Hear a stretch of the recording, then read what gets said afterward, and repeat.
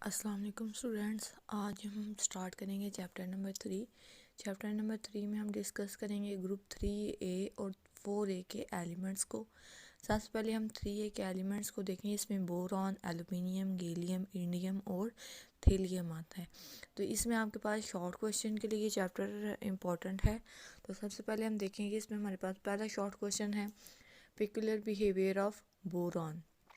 Boron जो है normal behaviour show करता है अपने ग्रुप मेंबर्स की निस्बत। जैसे अदर ग्रुप मेंबर जो हैं उसमें पहला मेंबर अदर ग्रुप में से पहला मेंबर जो है पिकुलर बिहेवियर शो करता है। इसमें भी बोरॉन जो है पिकुलर बिहेवियर शो करता है क्योंकि इसका साइज़ स्मॉल है और इसकी आयोनाइजेशन एनर्जी की वजह से वो भी आपके पास स्मॉल है दूसरे ग्रुप मेंबर्स की निस्बत। सबसे पहले ये है कि ये बोरॉन जो है नॉन मेटालिक बिहेवियर शो करता है। उसके अलावा ये जो है एक ऐसा वाहद ऐसा एलिमेंट है जो कि 3 इलेक्ट्रॉन होने के बावजूद भी नॉन मेटालिक बिहेवियर शो करता है। और इसके जो आउटरमोस्ट शेल में 3 इलेक्ट्रॉन्स हैं ये तीनों के तीनों इन्वॉल्व होते हैं जो है बॉन्डिंग में। या तो ये पॉजिटिव 3 या नेगेटिव 3 की फॉर्म में एग्जिस्ट करता है। इसका ऑक्सीडेशन 3+3 है या -3 है। इसके अलावा बोरॉन जो है आयोनिक कंपाउंड्स नहीं बनाता सल्फेट्स और नाइट्रेट्स जैसे आयंस एनाइंस के साथ, क्योंकि इसके जो कीटाइंस बनते हैं वो स्टेबल नहीं होते। नेक्स्ट अगर हम देखें क्वेश्चन नंबर 2 आपके पास आता है व्हाट इज़ बोरेक्स। बोरेक्स क्या है? बोरेक्स बेसिकली आपके पास ये बोरॉन का ही एक सॉल्ट मिनरल फॉर्म बोरॉन जो एग्जिस्ट करती है उसको हम कहते हैं बोरेक्स। बोरेक्स आपके पास होता है जो सोडियम सॉल्ट है टेट्राबोरिक एसिड का। सोडियम सॉल्ट ऑफ टेट्राबोरिक एसिड है ये। और इसका अगर हम केमिकल फार्मूला की बात करें वो है sodium tetra borate decahydrate. Decahydrate का मतलब इसमें 10 वाटर के मॉलिक्यूल्स प्रेजेंट होते हैं जो कि इसके क्रिस्टलेट के अंदर इन ट्रैप होते हैं। इस वजह से हम इसको कहते हैं डेकाहाइड्रेट। और इसकी अगर हम अकरेंस की बात करें, ये जो आपके पास सोडियम टेट्राबोरेट बोरेक्स ये है इसकी इस डिपॉजिटेड फॉर्म यानी ये सॉलिडिफाई फॉर्म में जो एग्जिस्ट करता है उसको हम कहते हैं टिंकल, जो कि ज़्यादातर कैलिफोर्निया और तिब्बत की जो है लेक्स जो ड्राई हो चुकी हैं उसमें एग्जिस्ट करता है। आगे हम क्वेश्चन नंबर 3 की अगर हम बात करें वो आपके पास है कमर्शियल प्रिपरेशन ऑफ बोरेक्स। यहाँ आपके पास ये क्वेश्चन इस तरह आ सकता है, how will you prepare borax from boric acid या convert boric acid into borax. तो सिंपली क्या है आपके पास बोरिक एसिड बेसिकली बनता कैसे है? बोरिक एसिड को बनाने के लिए आपके पास बेस है वो रिएक्ट करती है जो है टेट्राबोरिक एसिड के साथ। रिएक्ट करके आपके पास बन जाता है बोरिक एसिड। अब ये जो बोरिक एसिड है ये सोडा एश के साथ रिएक्ट करता है। सोडा एश Na2 सोडियम कार्बोनेट को हम सोडा एश भी कहते हैं। Na2CO3 आपके पास सोडियम कार्बोनेट है, इसके साथ जब रिएक्ट करेगा बोरिक एसिड तो आपके पास क्या बनेगा? बोरेक्स, और साथ में कार्बन डाइऑक्साइड इवॉल्व होगी और साथ में S6H2 वाटर के मॉलिक्यूल्स बनेंगे। तो ये आपके पास शॉर्ट क्वेश्चन आ जाता है एक। नेक्स्ट अगर हम देख आपके पास क्वेश्चन आता है जो है फिज़िकल प्रॉपर्टी से कि सॉल्युबिलिटी का क्या इफ़ेक्ट होता है। सॉल्युबिलिटी ऑफ बोरेक्स टेम्परेचर के साथ इंक्रीज़ करती है। जस्टिफाई करना है आपने इसको। देखिए अगर आप बोरेक्स एक वाइट क्रिस्टलाइन सॉलिड है, इसमें आपके पास जब इसकी सॉल्युबिलिटी कोल्ड वाटर में जब इसको डिज़ोल्व करते हैं तो इसकी सॉल्युबिलिटी कम होती है, लेकिन जब हम इसको हॉट वाटर में डिज़ोल्व करते हैं इसकी सॉल्युबिलिटी इंक्रीज़ कर जाती है। सपोज़ आपके पास 100 ग्राम वाटर है, इसके अंदर आपने बोरेक्स को सॉल्युबलाइज करना है 10 डिग्री सेल्सियस पे, तो ओनली आपके पास जो है 3 ग्राम ऑफ बोरेक्स जो है वो सॉल्युबलाइज होगा। जबकि जब इसका टेम्परेचर आप 100 डिग्री सेल्सियस करेंगे तो आपकी सॉल्युबिलिटी 99.3 ग्राम से ज़्यादा हो जाएगी। 99.3 ग्राम से आपके पास इसकी सॉल्युबिलिटी ज़्यादा हो जाएगी। इसका मतलब क्या है कि आपके पास बोरेक्स ज़्यादा सॉल्युबल हो जाएगा एट 100 डिग्री सेल्सियस पे। ऐसा क्यों होता है? क्योंकि जब आपके पास बोरेक्स के अंदर डेकाहाइड्रेटेड है, इसके अंदर वाटर के मॉलिक्यूल्स प्रेजेंट हैं, जब टेम्परेचर डिक्रीज होता है यानी कम होता है टेम्परेचर, तो ये जो वाटर के मॉलिक्यूल्स हैं बोरेक्स के क्रिस्टल्स के अंदर ही रहते हैं, उसके साथ एडहेयर रहते हैं। तो जब इसका टेम्परेचर हम इंक्रीज़ करते हैं तो ये वाटर के मॉलिक्यूल्स वहाँ से निकल जाते हैं, एवापोरेट कर जाते हैं या उससे दूर चले जाते हैं। तो इस तरह आपके पास क्या होता है, वो जो सॉल्ट फॉर्म में एग्जिस्ट करता है, जो पहले हाइड्रेटेड फॉर्म में था, अब वो ड्राई फार्म में एग्जिस्ट करता है, और वो सॉल्ट जो है ड्राई फार्म में वो वाटर के अंदर इजीली सॉल्युबलाइज हो जाता है। तो ये रीज़न होती है कि बोरेक्स जो है वो टेम्परेचर के साथ इसकी सॉल्युबिलिटी क्यों इंक्रीज़ करती है। अब नेक्स्ट क्वेश्चन अगर हम देखें तो वो आपके पास ये केमिकल प्रॉपर्टीज़ में से आ सकता है कि जो है हाइड्रोलिसिस का के बारे में, कि इक्वल सोल्यूशन जो है बोरेक्स का ये अल्कलाइन क्यों है, इसको अपने जस्टिफाई करना है। जब आप बोरेक्स को वाटर के अंदर डिज़ोल्व करते हैं तो आपके पास इक्वल सोल्यूशन बन जाता है, और ये अल्कलाइन होता है नेचर के अंदर। तो इसकी वजह क्या है, हाइड्रोलिसिस। हाइड्रोलिसिस का मतलब क्या है, वाटर की प्रेजेंस में ब्रेक डाउन।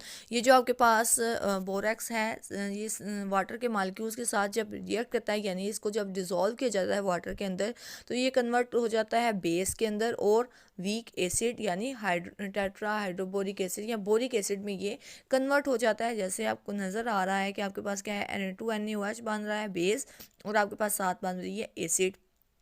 अब ये जो बेस बनी है इसकी प्रेजेंस की वजह से आपके पास क्या होगा, ये वाटर को जो आपके पास सोल्यूशन है उसको कर देगी बेसिक, यानी कि अल्कलाइन अल्कली सोल्यूशन बन जाएगा। इस वजह से आपके पास जो बोरिक जो आपके पास बोरेक्स है, ये वाटर के अंदर जब डिज़ोल्व किया जाता है तो ये अल्कली सोल्यूशन बनाता है। और अगर हम इसका लिटमस टेस्ट करें, लिटमस टेस्ट से हमें पता चलेगा कि सोल्यूशन बेसिक है या एसिडिक है। लिटमस टेस्ट, अगर आपके पास लिटमस पेपर जो है ब्लू कलर में कन्वर्ट हो जाए, या रेड लिटमस जो है ब्लू में जो है उसका कलर चेंज हो जाए, तो इससे हमें पता चलेगा कि सोल्यूशन क्या है, अल्कली यानी कि बेसिक सोल्यूशन है।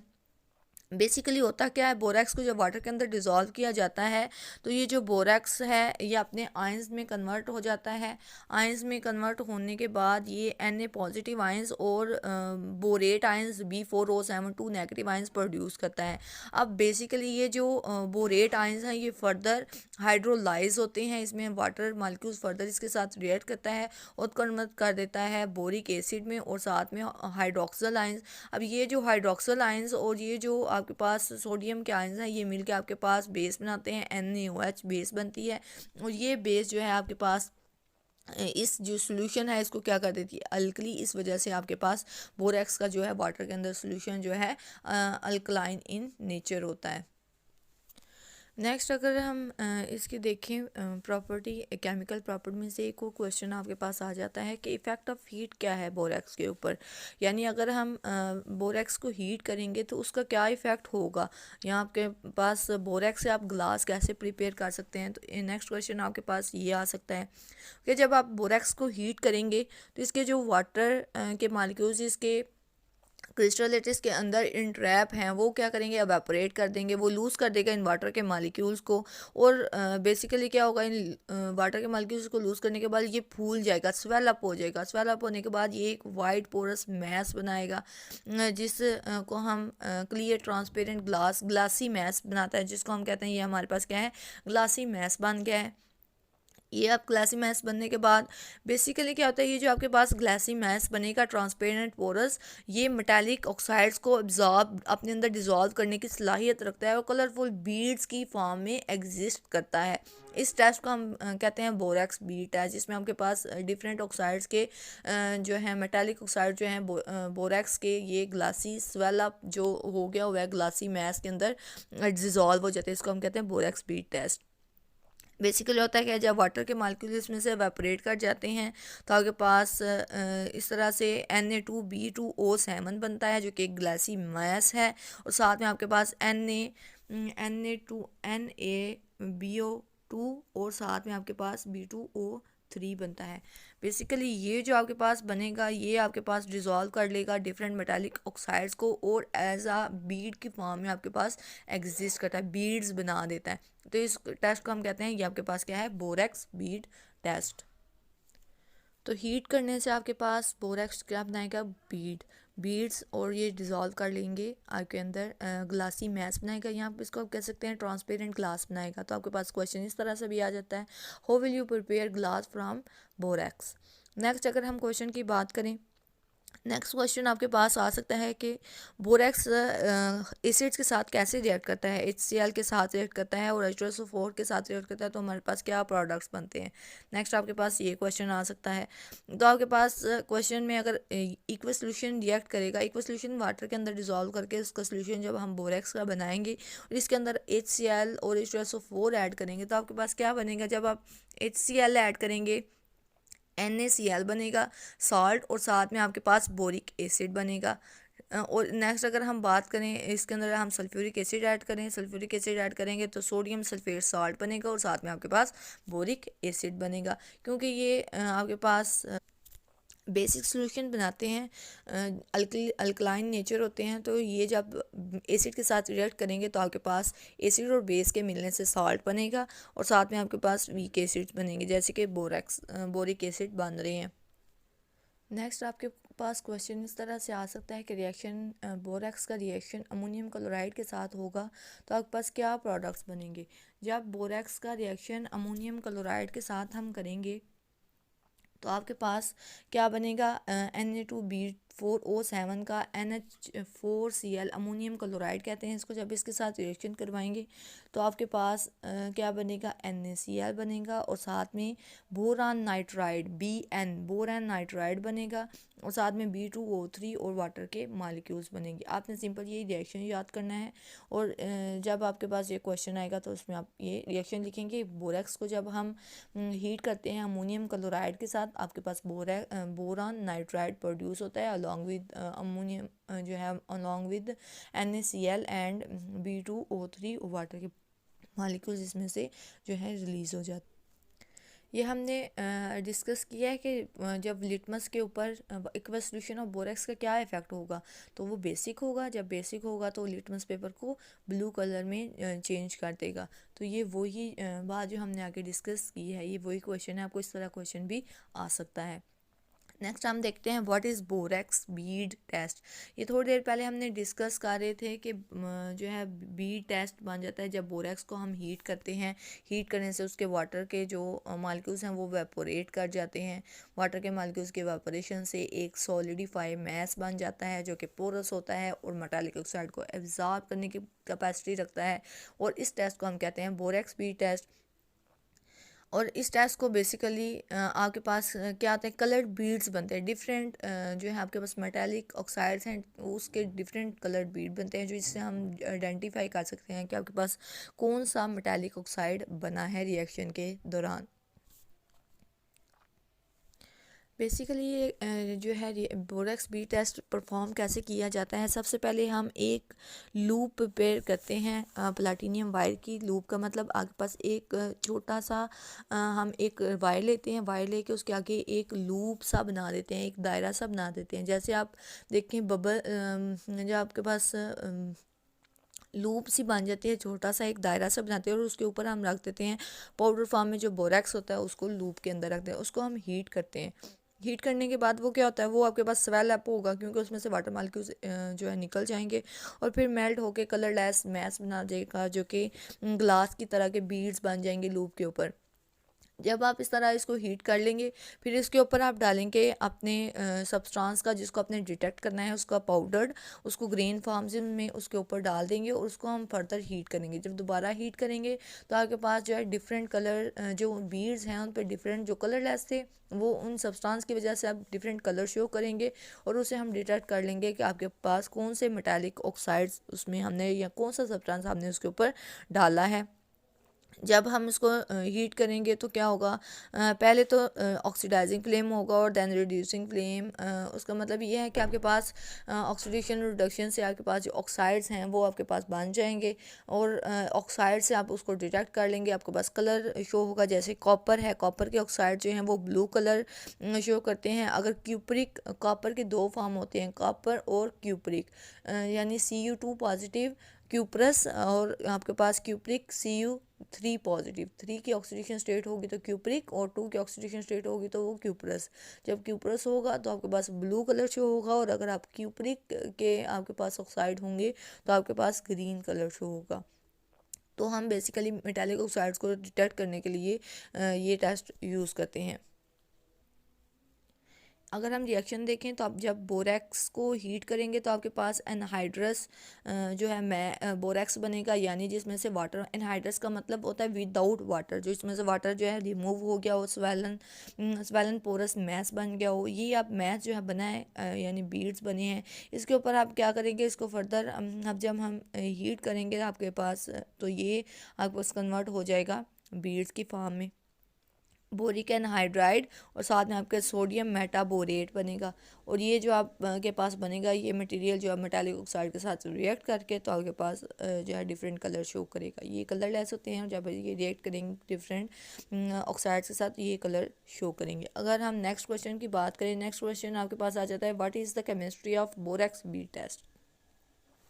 इसकी अगर हम केमिस्ट्री की बात करें, केमिस्ट्री में आपके पास आता है बोरेक्स बी टेस्ट में कि जब आपके पास borax fuse when fuse is decompose, जब हम आपके पास इसको हम फ्यूज़ की फॉर्म में, यानी जब हमने इसको मेल्ट किया हुआ है तो ये जैसे ऊपर हमने रिएक्शन में बात की थी, जब हमने इसको मेल्ट कर लिया था, मेल्ट करने के बाद आपके पास सोडियम मेटाबोरेट और बोरिक एनहाइड्राइड बनेगा। वही रिएक्शन इधर वो लिख रहे हैं कि जब हम इसको मेल्ट कर रहे हैं तो आपके पास क्या बन रहा है, सोडियम मेटाबोरेट और साथ में बोरिक एनहाइड्राइड बन रहा है।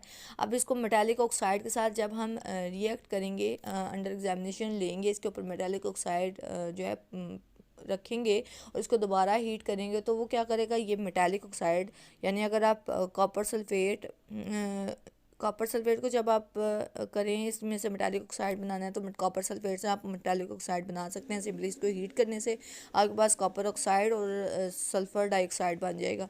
अब ये जो कॉपर ऑक्साइड है इसको आपने डिटेक्ट करना है तो आप क्या करेंगे, सिंपली ये जो आपके पास B2O3 प्रोड्यूस हुआ है from the decomposition of borax, तो आपके पास ये मेटालिक ऑक्साइड के साथ रिएक्ट करेगा तो आपके पास बन जाएगा जो एक बीड्स कलर बीड बनेगा जो कि ब्लू इन कलर होगा, CuBO2 और इस ट्वाइस ये जो आपके पास होंगे ये आपके पास कलर्ड होंगे, जो किस कलर में होंगे, ये ब्लू कलर में होंगे। जब ये ब्लू कलर आपके पास अपीयर होगा, ये जो क्यूप्रिक ऑक्साइड होगा इसका ब्लू कलर आएगा, और जब ये ब्लू कलर क्यूप्रिक बोरेट बनेगा तो ब्लू कलर अपीयर होगा, क्योंकि इसका जो कलर लेस था वो चेंज हो गया है ब्लू में। तो जब ब्लू कलर में चेंज होगा तो आपके पास जो है डिटेक्ट हो जाएगा इसमें कौन सा ऑक्साइड है, कौन सा ऑक्साइड होगा, क्यूपर ऑक्साइड।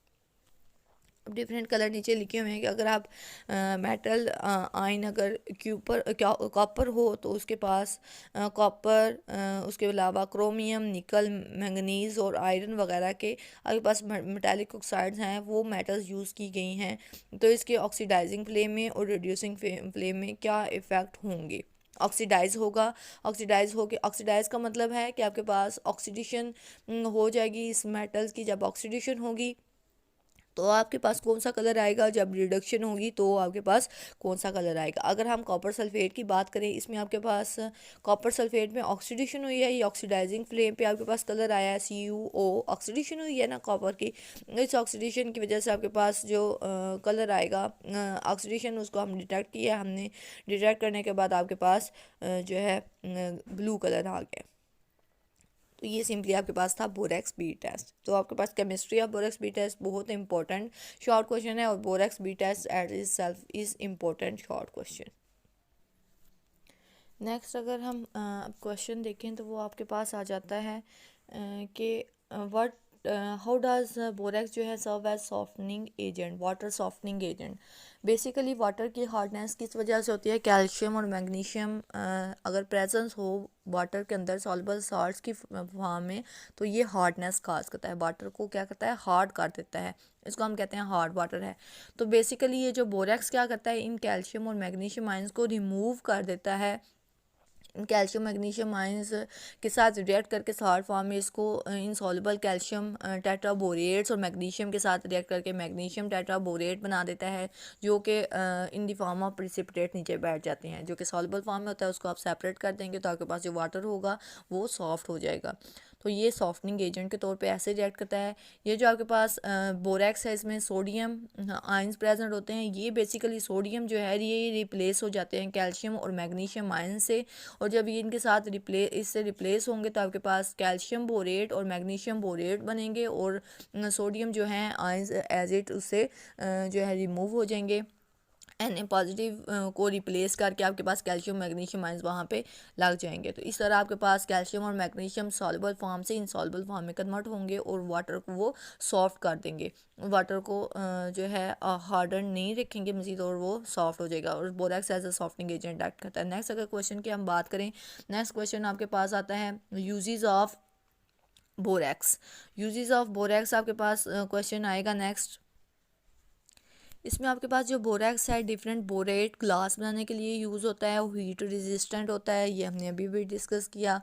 उसके अलावा जैसे बोरेट ग्लास जैसे टेस्ट ट्यूब वगैरह जो कि लेबॉर्ट्री में यूज़ करते हैं वो बनाने के लिए यूज़ होता है। उसके अलावा ये वाटर को सॉफ्ट करने के लिए भी यूज़ होता है, वाटर सॉफ्टनिंग एजेंट, ये हमने अभी अभी डिस्कस किया।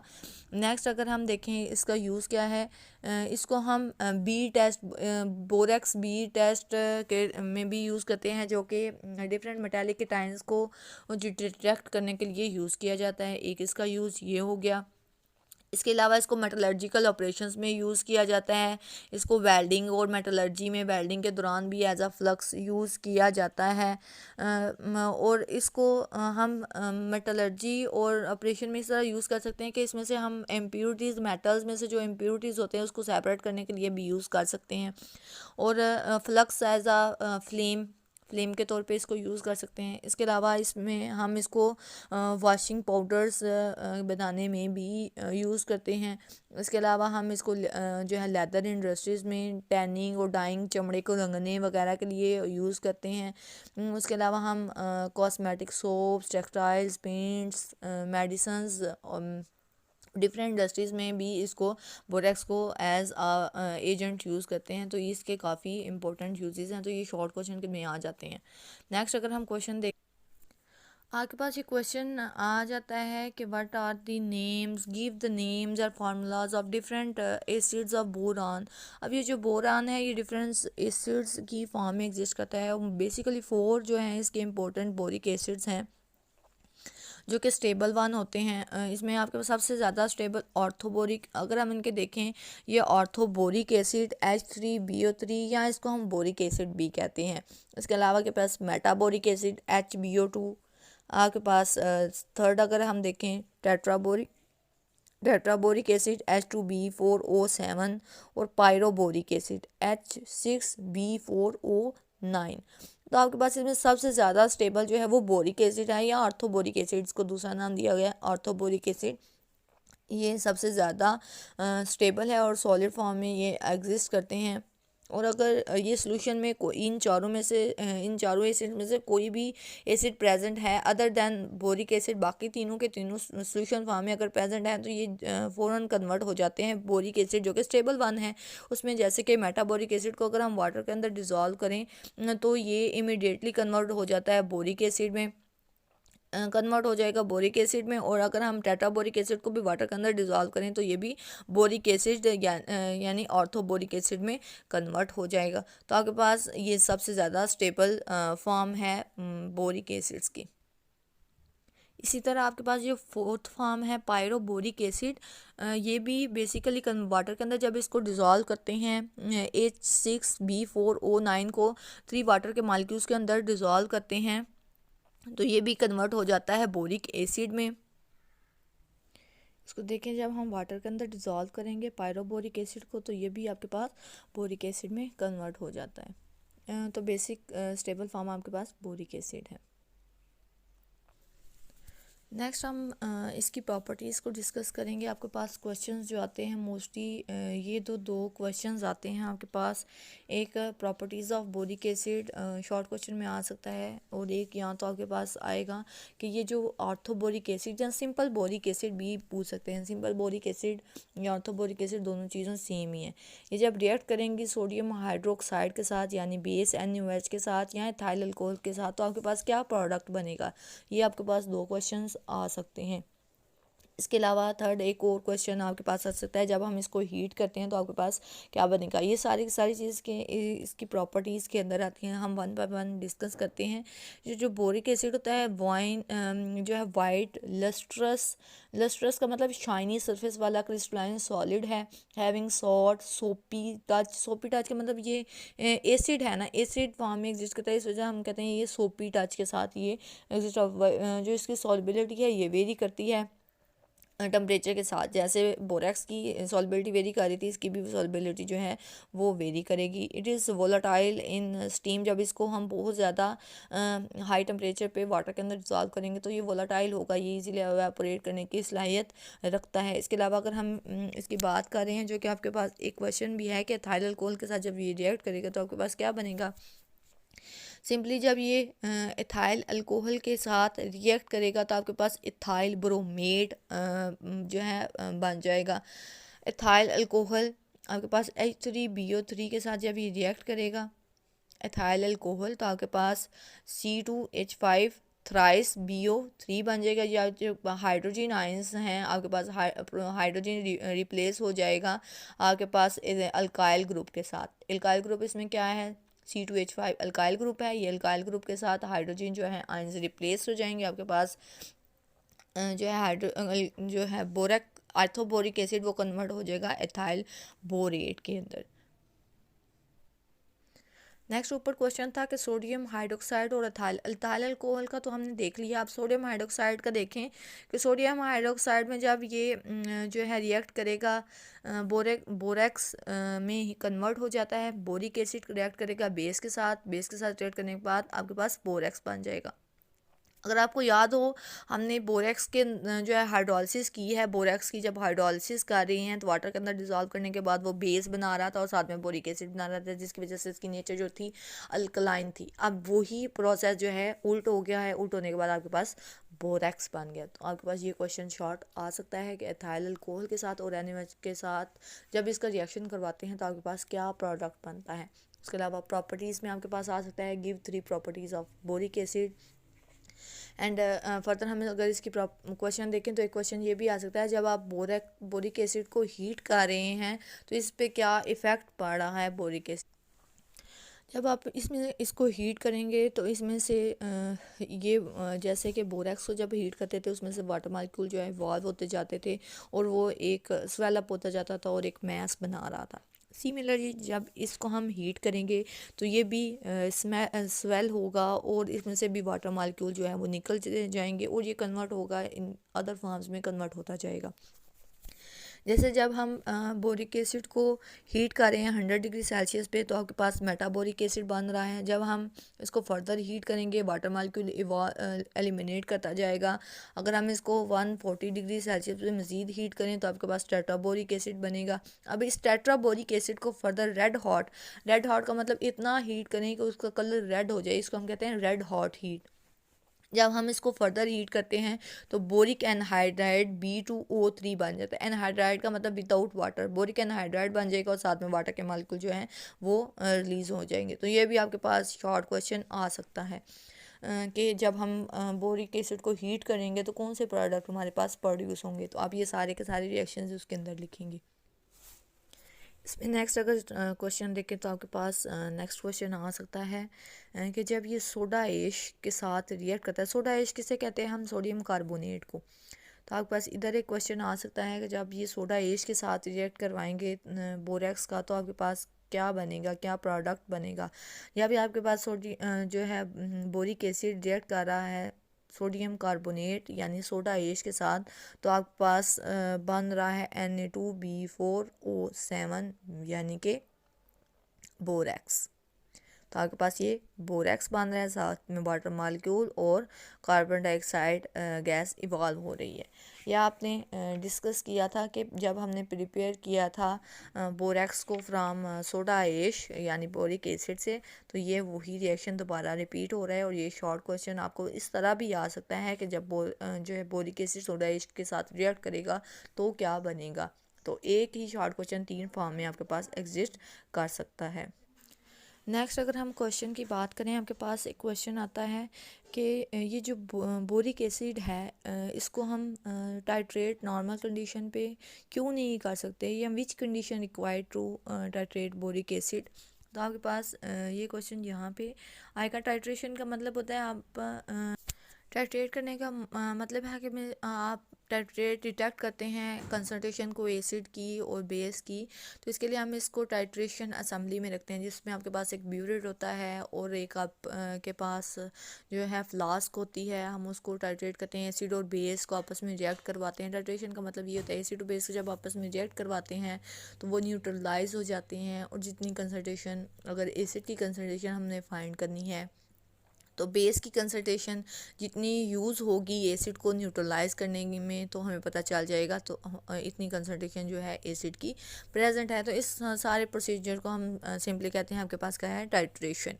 टाइट्रेशन आप वो कह रहे हैं कि ये जो बोरिक एसिड है ये किस कंडीशंस पे टाइट्रेट होती है। नॉर्मल कंडीशंस पे ये एल्कलीज यानी कि एसिड है ना, तो एसिड को हम बेस के साथ टाइट्रेट करते हैं। तो अल्कली यानी कि ये वीक एसिड है, और नॉर्मल कंडीशंस पे ये अल्कलीज के साथ रिएक्ट नहीं करता, यानी कि टाइट्रेट नहीं हम इसको कर सकते। तो इसके लिए हमें क्या करना पड़ता है, हम इसके अंदर ऐड कर देते हैं ग्लिसरोल। अब ये जो हमने ग्लिसरोल ऐड किया है, ये ग्लिसरोल इसकी प्रेजेंस में हम इवन के जो है एक वीक अल्कली सॉल्यूशन है उसकी उनकी प्रेजेंस में भी हम इसके साथ जो है इसको टाइट्रेट कर सकते हैं। यानी इंडिकेटर हम इसमें फिनोफ्थलीन यूज़ करेंगे एज एन इंडिकेटर, जो कि इंडिकेट करेगा कि हाँ जी अब एसिड और बेस जो है वो न्यूट्रलाइज हो गए हैं, टाइट्रेट हो गए हैं, तो वो कलर जो है प्रोड्यूस कर देगा। फिनोफ्थलीन कलर प्रोड्यूस कर देगा, तो आपके पास पता चल जाएगा कि आपके पास जो है एसिड और बेस न्यूट्रलाइज हो गए हैं और टाइट्रेशन कंप्लीट हो गई है। तो बेसिकली आपके पास ग्लिसरॉल को जब आप यूज़ करेंगे तो ये जो आप के पास स्ट्रॉन्गर एसिड के तौर पे एक्ट करेगा, और जो है टाइट्रेशन जो है इजीली हो जाएगी। तो ये कंडीशंस हैं अप्लाई करनी पड़ेंगी आपको टाइट्रेट करने के लिए बोरिक एसिड को। इन प्रॉपर्टीज़ में से जब आपको शॉर्ट क्वेश्चन आएगा तो आप कोई सी 3 प्रॉपर्टीज़ अपनी मर्ज़ी की इनमें से 3 प्रॉपर्टीज़ लिख सकेंगे। और इसके अलावा इन प्रॉपर्टीज़ में शॉर्ट क्वेश्चन ऑलरेडी हम आते हैं, जैसे कि आपके पास इफेक्ट ऑफ हीट आ गया, या टाइट्रेशन का इफेक्ट आ गया, आप NaOH के साथ जब रिएक्ट करेंगे, या आपके पास सोडियम कार्बन। नेक्स्ट क्वेश्चन अगर हम देखें तो हमारे पास आते हैं यूजेस ऑफ बोरिक एसिड। ये आपके पास ये जो है ये शॉर्ट क्वेश्चन आ सकता है। तो इसमें 3 ही यूजेस हैं, आप तीनों लिखेंगे। एक तो ये है कि ये मेडिसिन्स में यूज़ होता है एंटीसेप्टिक्स के तौर पे। एंटीसेप्टिक्स होती हैं माइक्रो ऑर्गेनिज़म्स को किल करने के लिए। जो मेडिसिन्स हम ऑइंटमेंट वगैरह यूज़ करते हैं उनको हम कहते हैं आपके पास क्या है, antiseptics. Dusting powder, boric and ointment, boric solution जो है मोस्टली हम यूज़ करते हैं आई वॉश वगैरह के लिए। तो ये सारे इसकी यूजेस हैं। नेक्स्ट अगर हम देखें तो ये पोट्री में ग्लेज़ जो है यूज़ किया जाता है। ये जो बोरेट ग्लेज़ है वो ज़्यादा इफ़ेक्टिव है as compare to silicate glaze, क्योंकि ये इजीली फ्यूज़ेबल है, ज़्यादा फ्यूज़ेबल है।